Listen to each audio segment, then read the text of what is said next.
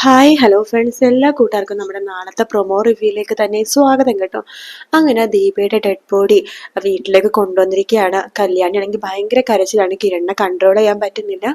കല്യാണി കല്യാണി എന്ന് പറയുമ്പോഴേക്കും ഇല്ല കിരണിട്ട് എൻ്റെ അമ്മേനെ വിളിക്കുക, എൻ്റെ അമ്മ എഴുന്നേക്കും, എല്ലാവരും കൂടി വിളിക്കുകയാണെങ്കിൽ എൻ്റെ അമ്മ എഴുന്നേക്കും, അമ്മക്ക് അങ്ങനെ പോകാൻ സാധിക്കുമെന്നില്ല കിരണേട്ടാന്ന് പറഞ്ഞിട്ട് ആകെ വിഷമിച്ചിരിക്കുകയാണ് കല്യാണി കേട്ടോ. ആ സമയത്താണെന്നുണ്ടെങ്കിൽ പ്രകാശനാണെങ്കിൽ എന്ത് ചെയ്യണമെന്ന് അറിയാതെ പ്രകാശനും ആകെ വിഷമിച്ചിരിക്കുകയാണ്.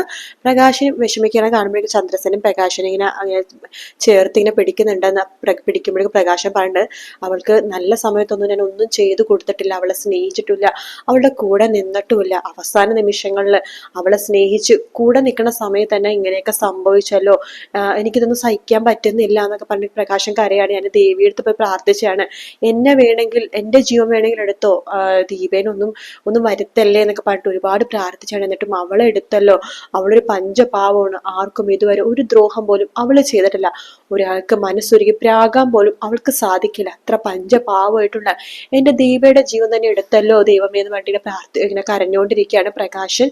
ചന്ദ്രസേനും ആകെ വിഷമമൊന്നും കേട്ടോ. ശേഷമാണെന്നുണ്ടെങ്കിൽ ചന്ദ്രസേനൻ കിരണിനോട് പറയുന്നുണ്ട്, മോനെ കിരൺ അറിയിക്കേണ്ടവരെയൊക്കെ അറിയിച്ചായിരുന്നു പറയുമ്പോൾ ആരും ഇല്ലല്ലോ അച്ഛാ അതിന്റെ ബന്ധുക്കളായിട്ട്, അമ്മേനെ ഇവരെ അറിയിച്ചിട്ടുണ്ട്, വേറെ അങ്ങനെ ആരും വരാനൊന്നും ഇല്ല, പിന്നെ സരയു താരാന്റി അവരൊക്കെ വരും, പിന്നെ വേറെ ആരും ഒന്നും ഇല്ല അച്ഛാന്ന് പറയാണ്. എന്നാൽ ഈ അവസ്ഥ ദീപക്ക് വന്നല്ലോടാ, അന്ന് ലക്ഷ്മി അമ്മ പറഞ്ഞതാണ് ആ ഗംഗപ്രസാദിനെ ഇല്ലാതാക്കാനായിട്ട്, അന്ന് അവരുടെ വാക്ക് കേൾക്കാത്തതിന്റെയാണ് ഇന്ന് അനുഭവിക്കണത്. അവൻ അന്ന് ജയിലിൽ വെച്ചിട്ട് തന്നെ വേണമെങ്കിൽ പൈസ കൊടുക്കുകയാണെങ്കിൽ ജയിലിൽ വെച്ചിട്ട് ഗുണ്ടകൾ അവനെ ഇല്ലാതാക്കിയാനായിരുന്നു, അതൊന്നും നമ്മൾ ചെയ്തില്ല. അവനില്ലാതാക്കാൻ പല മാർഗങ്ങളും നമ്മുടെ കയ്യിലുണ്ടായിട്ട് നമ്മൾ അതൊന്നും എടുത്തില്ല. എന്നിട്ട് അവൻ അവസാനം എടുത്ത ജീവൻ ആരുടെ എടുത്തെന്നേ കണ്ടില്ലേ, ഒരുപാട് ജീവൻ എടുക്കാൻ വേണ്ടി അവൻ വന്നു, ആദ്യം നിന്റെ ജീവൻ എടുക്കാൻ വേണ്ടി വന്നു കല്യാണി മോളുടെ, അവിടെ നിന്നൊക്കെ നിങ്ങൾ രക്ഷപ്പെട്ടു പോ, അവസാനം മരിച്ചു പോയത് പാവം ദീപയായിരുന്നു എന്നൊക്കെ പറഞ്ഞിട്ട് ഭയങ്കര വിഷമത്തിൽ ഇങ്ങനെ പറഞ്ഞുകൊണ്ടിരിക്കുകയാണ്. അതേസമയം സരിയുവിനോട് താര ഇങ്ങനെ പറയുന്നുണ്ട്, ഇങ്ങനെ കല്യാണിയുടെ അമ്മ മരിച്ചെന്ന് പറയാണ്. അത് കേൾക്കുമ്പോൾ തന്നെ സരിയു ആകെ ഷോക്കാവാണ്. എന്താ സംഭവിച്ചത് ദീപാന്റിക്ക് ചോദിക്കുമ്പോഴേക്കും ഗംഗപ്രസാദ് ഇന്നലെ രാത്രി വീട്ടിൽ വന്ന് കുത്തിയതാണ്, ഹോസ്പിറ്റലിൽ അപ്പൊ തന്നെ എത്തിച്ചെങ്കിലും ഇന്ന് രാവിലെ ആയപ്പോഴേക്കും മരിച്ചെന്ന് പറയാണ്. അത് കേൾക്കുമ്പോഴേക്കും സരിയുവിന് ഭയങ്കര വിഷമമാട്ടോ. താര ഇങ്ങനെ പറയുന്നുണ്ട്, നമുക്ക് അവിടെ വരെ ഒന്ന് പോകണ്ടേന്ന് പറയുമ്പോ ഞാൻ വരുന്നില്ല അമ്മേ എന്ന് പറയാണ്. അതെന്താന്ന് ചോദിക്കുമ്പോ എനിക്കിങ്ങനെ മരിച്ചു കിടക്കണം എന്ന് കാണാൻ വയ്യ അമ്മേ, എനിക്ക് മരിച്ചു കിടക്കണം കാണണം ഒരാളെ, അത് മനോഹരനെയാണ്, വേറെ ആരും അങ്ങനെ കിടക്കണത് എനിക്ക് കാണാൻ എനിക്ക് പറ്റില്ല, പഴയ പോലെ എനിക്കധികം സഹിക്കാൻ പറ്റില്ല എന്നൊക്കെ പറയുന്നുണ്ട്. അതിനുശേഷം സരിയു പറയണ്ട, എന്നാലും ദീപാന്റിയുടെ മരണം അത് എരന്ന് വാങ്ങിച്ച മരണം പോലെ അമ്മ എനിക്ക് തോന്നുന്നത്, കിരണിനും ചന്ദ്രസേന അങ്കിളിനൊക്കെ ഒരുപാട് ഗുണ്ടകളും ഒരുപാട് പിടിപാടൊക്കെ ഉണ്ട്, എന്നിട്ടും ആ ഗംഗപ്രസാദ് എന്ന് പറഞ്ഞ അവൻ ജയിലിൽ ചാടിയപ്പോഴും ഹോസ്പിറ്റലിൽ ചാടിയപ്പോഴും ഒന്നും അവന് കണ്ടുപിടിച്ച് ശിക്ഷ കൊടുക്കാൻ പറ്റിയില്ലല്ലോ, അവന് ഇല്ലാതാക്കിയിരുന്നെങ്കിൽ അവൻ എപ്പോഴേ ആരെ ഉപദ്രവിക്കാതിരുന്നാനേന്ന്. അവനും ജീവിക്കാൻ ഒരു അർഹത ഇല്ലാത്തവനാണ്, മനോഹറിനെ പോലെ ഒരു അർഹത ഇല്ലാത്തവനാണ് ആ ഗംഗപ്രസാദ് കേട്ടിടത്തോളം. അവൻ ഒരുപാട് പേരുടെ ജീവിതം ഇതുപോലെ തകർത്തെറിഞ്ഞവനാണ്, അവൻ മരിച്ചാ മതിയായിരുന്നു, അങ്ങനെയാണെങ്കിൽ ഒരുപാട് പേരുടെ ജീവൻ എങ്ങനെ രക്ഷപ്പെട്ടാനേലോ.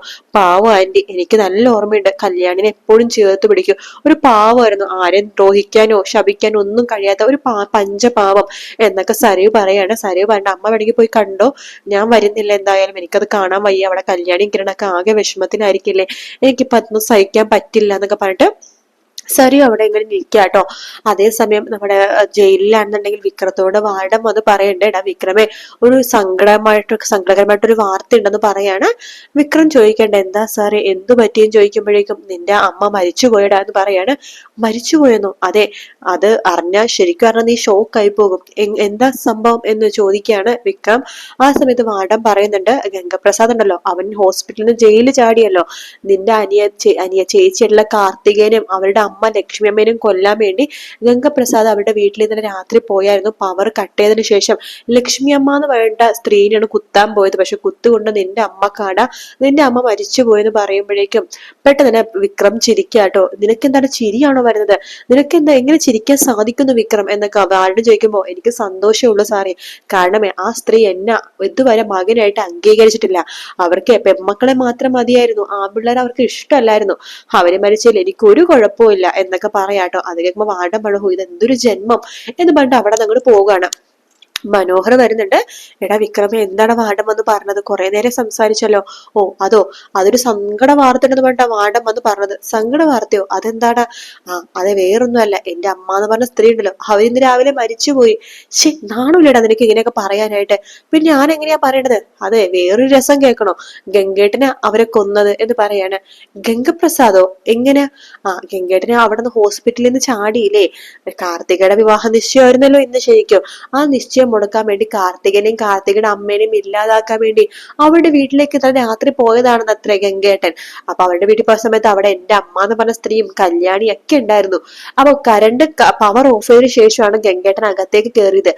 കാർത്തികയുടെ അമ്മ ലക്ഷ്മി അമ്മ എന്ന് വെച്ചിട്ട് അത് കുത്തിയതാണ് പുള്ളി. പക്ഷെ കുത്തു കൊണ്ടതോ എന്റെ അമ്മക്ക്. അവര് ഇന്ന് രാത്രി തന്നെ ഹോസ്പിറ്റലിൽ കൊണ്ട് ഇന്ന് രാവിലെ മരിച്ചെന്നാണ് പറയണത്.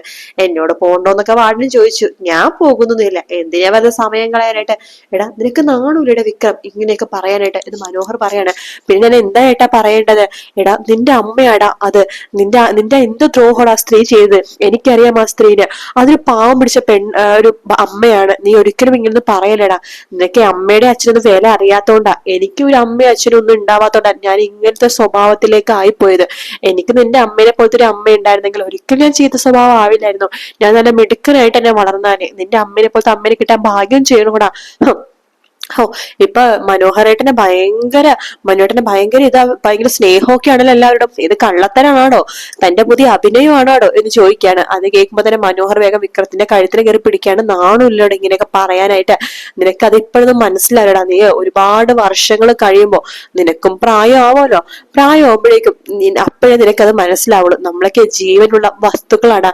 ജീവനുള്ളതെല്ലാം മരിക്കും. നമ്മളും നാളെ മരിക്കും. മരിക്കുന്ന സമയത്തെ അറിയാൻ സാധിക്കുള്ളൂ നമ്മളെ സ്നേഹിച്ച ആൾക്കാർ എത്രമാത്രം നമ്മളെ സ്നേഹിച്ചിരുന്നത്. നീ ഒരു മനുഷ്യനായിരടാ, മൃഗമാണ്. ആ ഗംഗപ്രസാദിന്റെ കൂടെ കൂടി നീ ശരിക്കും ഒരു മൃഗമായി. മുമ്പേ നീ ഒരു മൃഗമാണ്, ഇപ്പൊ ശരിക്കും മൃഗമായി എന്നൊക്കെ പറയുമ്പോ മനുവേട്ടൻ പിന്നെ നല്ല ആളാണല്ലോ. കണ്ട പെണ്ണുങ്ങളെയൊക്കെ ചതിച്ചു പറ്റിച്ച് അവർക്ക് ഒരു കുഞ്ഞിനെ സമ്മാനിച്ച് അവരുടെ സ്വർണവും പണവും ഒക്കെ മോഷ്ടിക്കുന്നതൊക്കെ നല്ല ഗുണമാണല്ലോ.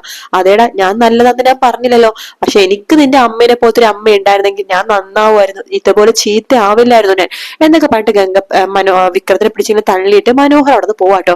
വിക്രം പുച്ഛത്തോടു കൂടി തന്നെ മനോഹറിനെ അങ്ങനെ നോക്കുവാണ്.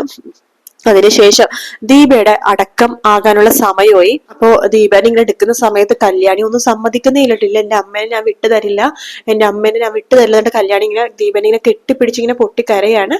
അങ്ങനെ കല്യാണിനെ പിടിച്ചു മാറ്റാണ് പ്രകാശ്. കിരണൊക്കെ പിടിച്ചു മാറ്റിട്ട് കല്യാണി അടങ്ങുന്നില്ല കേട്ടോ. അങ്ങനെ പ്രകാശം വന്ന് കല്യാണിനെ മാറ്റിയിട്ട് മോൾക്കിന് അച്ഛനും അമ്മയായിട്ട് ഞാനുണ്ട് മോളെ എന്ന് പറഞ്ഞിട്ട് കെട്ടിപ്പിടിച്ച് ഇങ്ങനെ കരയാണ്. കല്യാണിക്കും ആകെ വിഷമമായി പോവാട്ടോ. കാർത്തികയും അതുപോലെ തന്നെ ലക്ഷ്മി അമ്മയാണെങ്കിൽ പരസ്പരം കെട്ടിപ്പിടിച്ച് കരയാണ്. നമ്മൾ ആരെങ്കിലും ചത്താ മതിയായിരുന്നു അമ്മേ, എന്തിനാ ഇവരൊക്കെ ഇങ്ങനെ നമ്മളെ ഇല്ലാതാക്കണത്? നമ്മൾ കാണുന്ന ഇവരൊക്കെ ഓരോരുത്തരായിട്ട് ഇല്ലാതായിക്കൊണ്ടിരിക്കുകയാണ് അമ്മേ. നമുക്ക് ഇവിടെ നാട്ടിൽ നിന്ന് പോകാമേ, നമ്മൾക്ക് ഈ സ്വത്തും വേണ്ട ഒന്നും വേണ്ട അമ്മേ എന്നൊക്കെ പറഞ്ഞിട്ട് കാർത്തിക ഇങ്ങനെ കരയുന്നുണ്ട് കേട്ടോ. അപ്പൊ അങ്ങനത്തെ ഭാഗങ്ങളാണ് നമ്മൾ നാളത്തെ പ്രൊമോയിൽ കാണാൻ പോകുന്നത്. വീഡിയോ ഇഷ്ടപ്പെടുകയാണെങ്കിൽ ലൈക്ക് ചെയ്യാനും സബ്സ്ക്രൈബ് ചെയ്യാനും കമന്റ് ചെയ്യാനും മറക്കല്ലേ കേട്ടോ. മറ്റൊരു വീഡിയോ ആയിട്ട് കാണാം friends. Take care. Bye bye.